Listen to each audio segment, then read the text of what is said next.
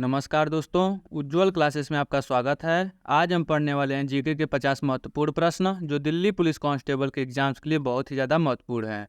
यदि आप चैनल पर नए हैं तो वीडियो को लाइक और चैनल को सब्सक्राइब तुरंत कर लीजिएगा, क्योंकि आपके परीक्षा तक हर रोज जीके की ऐसी शानदार वीडियो आपको मिलती रहे। आइए आज की क्लास को स्टार्ट करते हैं। हमारा पहला क्वेश्चन है कि किसने 1898 ईस्वी में बनारस में सेंट्रल हिंदू कॉलेज स्थापित किया था? एनी बेसेंट ने। किसने 1898 ईस्वी में बनारस में सेंट्रल हिंदू कॉलेज स्थापित किया था? उत्तर हो जाएगा एनी बेसेंट। और यदि आपसे प्रश्न पूछे कांग्रेस की पहली महिला अध्यक्ष कौन थी? उत्तर हो जाएगा एनी बेसेंट। और बीएचयू की स्थापना किसने किया था? मदन मोहन मालवीय ने। कब किया था? 1916 ईस्वी में। अगला क्वेश्चन, भारत में जब क्रिप्स मिशन आया उस समय भारत का वायसराय कौन था? लॉर्ड लिनलिथगो था। भारत में जब क्रिप्स मिशन आया था उस समय भारत का वायसराय कौन था? उत्तर हो जाएगा लॉर्ड लिनलिथगो।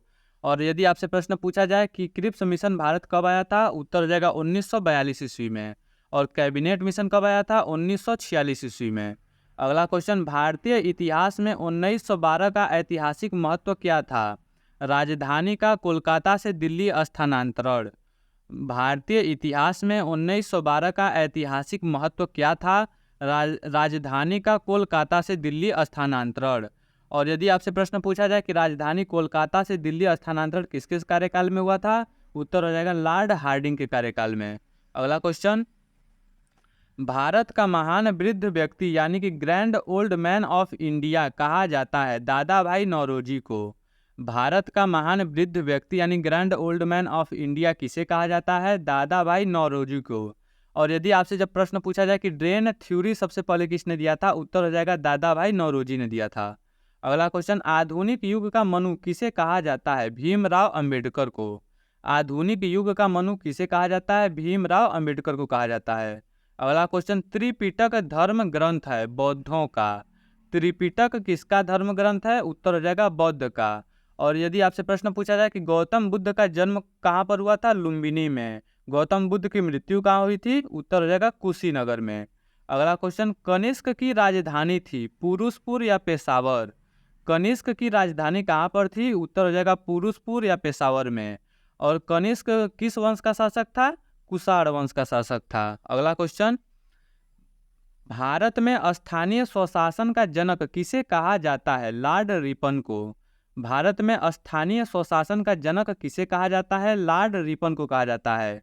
और आपसे मान लीजिए प्रश्न पूछता है कि अस्थाई बंदोबस्त भारत में किसने लागू किया था? लॉर्ड कॉर्नवालिस ने। भारत में स्थानीय स्वशासन का जनक लॉर्ड रिपन, अस्थाई बंदोबस्त किसने लागू किया था? लॉर्ड कॉर्नवालिस ने। अगला क्वेश्चन, किसी राज्य में राष्ट्रपति शासन की प्रारंभिक अवधि कितनी होती है? 6 माह होती है। किसी राज्य में राष्ट्रपति शासन की जो प्रारंभिक अवधि होती है कितनी होती है? 6 माह की। किसी राज्य में राष्ट्रपति शासन किस अनुच्छेद के तहत लगाया जाता है? अनुच्छेद 356 के तहत लगाया जाता है। अगला क्वेश्चन, भारत में मतदान की आयु सीमा को 21 वर्ष से घटाकर 18 वर्ष कब किया गया? 1989 ईस्वी में। भारत में मतदान की आयु सीमा को 21 वर्ष से घटाकर 18 वर्ष कब किया गया? 1989 ईस्वी में। अगला क्वेश्चन, वित्त आयोग की अध्यक्ष की नियुक्ति कौन करता है? राष्ट्रपति करता है। वित्त आयोग के अध्यक्ष की नियुक्ति कौन करता है? उत्तर हो जाएगा राष्ट्रपति। और यदि आपसे प्रश्न पूछता है वित्त आयोग का संबंध किस अनुच्छेद से है? अनुच्छेद 280 से संबंधित है वित्त आयोग। अगला क्वेश्चन, भारत में उच्च न्यायालय की मुख्य न्यायाधीश बनने वाली पहली महिला कौन है? लीला सेठ हैं। भारत में उच्च न्यायालय की मुख्य न्यायाधीश बनने वाली पहली महिला कौन है? लीला सेठ। अगला क्वेश्चन, निर्णायक मत देने का अधिकार है लोकसभा अध्यक्ष को। निर्णायक मत देने का अधिकार किसको है? लोकसभा अध्यक्ष को है। अगला क्वेश्चन, राष्ट्रपति द्वारा लोकसभा और राज्यसभा में मनोनीत सदस्यों की कुल संख्या कितनी होती है? 14 होती है। राष्ट्रपति द्वारा लोकसभा और राज्यसभा में मनोनीत सदस्यों की संख्या कितनी होती है? उत्तर हो जाएगा 14। लोकसभा में 2 सदस्य मनोनीत करता है तथा राज्यसभा में 12 सदस्यों को। अगला क्वेश्चन, कौन सी संस्था भारत में राजकोषीय नीति तैयार करती है? वित्त मंत्रालय। कौन सी संस्था भारत में राजकोषीय नीति को तैयार करती है? उत्तर हो जाएगा वित्त मंत्रालय। अगला क्वेश्चन, इंदौर बंदरगाह का विकास किस बंदरगाह पर बढ़ते दबाव को कम करने के लिए किया गया है? चेन्नई बंदरगाह को। इंदौर बंदरगाह का विकास किस बंदरगाह पर बढ़ते दबाव को कम करने के लिए किया गया है? चेन्नई बंदरगाह पर। अगला क्वेश्चन, भारतीय करेंसी नोटों के पिछले भाग पर कितनी भाषाएं मुद्रित होती हैं? 15 भाषाएं। भारतीय करेंसी नोटों के पिछले भाग पर कितनी भाषाएं मुद्रित होती हैं? उत्तर हो जाएगा 15 भाषाएं।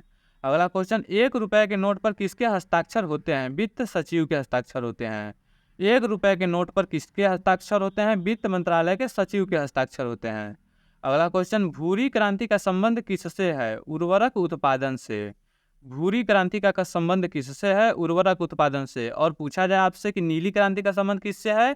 मछली उत्पादन से। लाल क्रांति का संबंध टमाटर या मांस उत्पादन से। अगला क्वेश्चन, भारत में सोयाबीन का सबसे अधिक उत्पादन किस राज्य में होता है? उत्तर हो जाएगा मध्य प्रदेश में।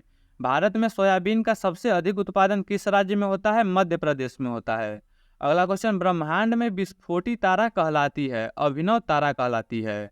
ब्रह्मांड में विस्फोटी तारा क्या कहलाती है? अभिनव तारा कहलाती है।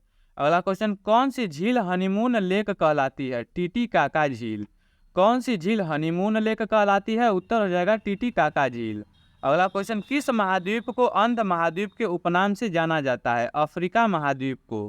किस महाद्वीप को अंध महाद्वीप के उपनाम से जाना जाता है? उत्तर हो जाएगा अफ्रीका महाद्वीप को। अगला क्वेश्चन, कच्छ का रण भारत के किस राज्य में स्थित है? गुजरात राज्य में। कच्छ का रण भारत के किस राज्य में स्थित है? उत्तर हो जाएगा गुजरात राज्य में। अगला क्वेश्चन, पाक स्ट्रेट किनके बीच स्थित है? बंगाल की खाड़ी और मन्नार की खाड़ी के बीच। पाक स्ट्रेट किनके बीच स्थित है? बंगाल की खाड़ी और मन्नार की खाड़ी के बीच। अगला क्वेश्चन, किसे जुड़वा खनिज कहा जाता है? उत्तर हो जाएगा सीसा एवं जस्ता को कहा जाता है। किसे जुड़वा खनिज कहा जाता है? उत्तर हो जाएगा सीसा एवं जस्ता को जुड़वा खनिज कहा जाता है। अगला क्वेश्चन, लक्षद्वीप द्वीप समूह कहाँ स्थित है? अरब सागर में। लक्षद्वीप द्वीप समूह कहाँ स्थित है? अरब सागर में स्थित है लक्षद्वीप द्वीप समूह। और कितने द्वीपों का यह समूह है? 36 द्वीपों का समूह है। अगला क्वेश्चन, भारत की सबसे लंबी नदी कौन सी है? गंगा नदी। भारत की सबसे लंबी नदी कौन सी है? उत्तर हो जाएगा गंगा नदी। इसकी लंबाई कितनी है? 2525 किलोमीटर। अगला क्वेश्चन, साबरमती नदी किस शहर के किनारे बहती है? अहमदाबाद के किनारे। साबरमती नदी किस शहर के किनारे बहती है? उत्तर हो जाएगा अहमदाबाद के किनारे।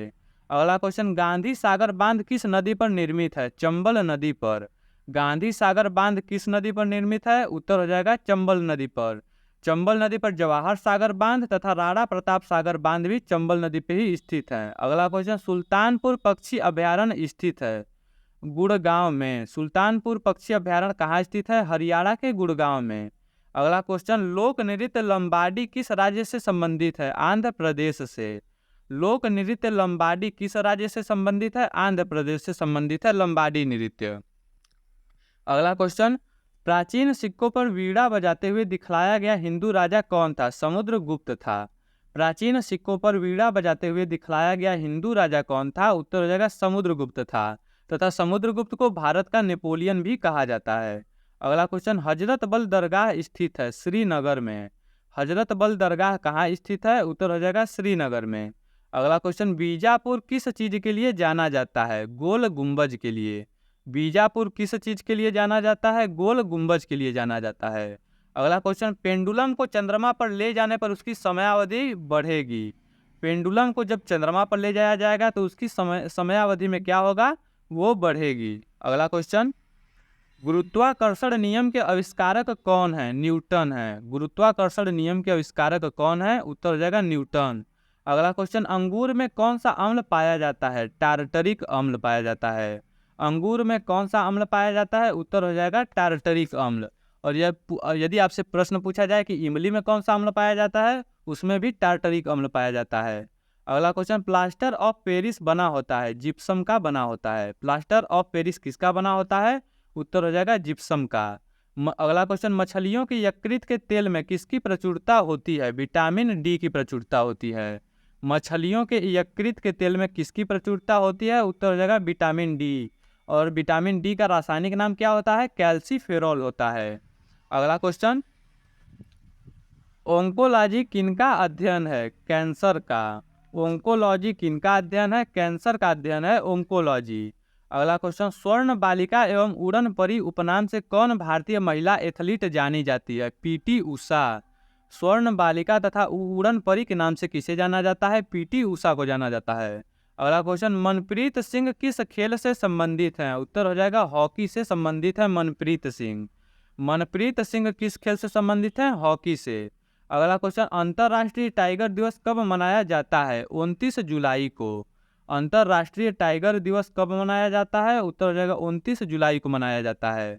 अगला क्वेश्चन, अल्पसंख्यक अधिकार दिवस कब मनाया जाता है? 18 दिसंबर को।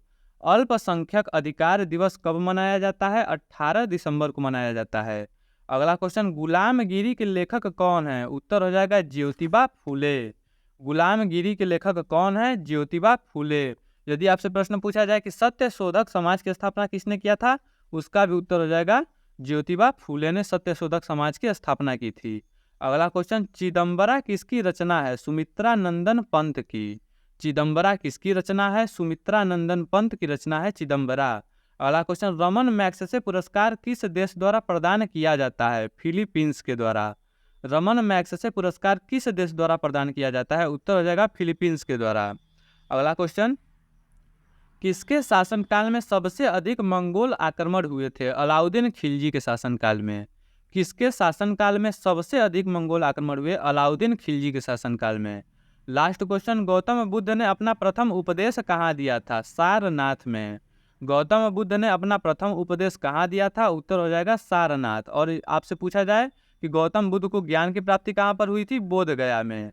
दोस्तों, यदि वीडियो पसंद आए तो वीडियो को लाइक और चैनल को सब्सक्राइब जरूर करें। धन्यवाद।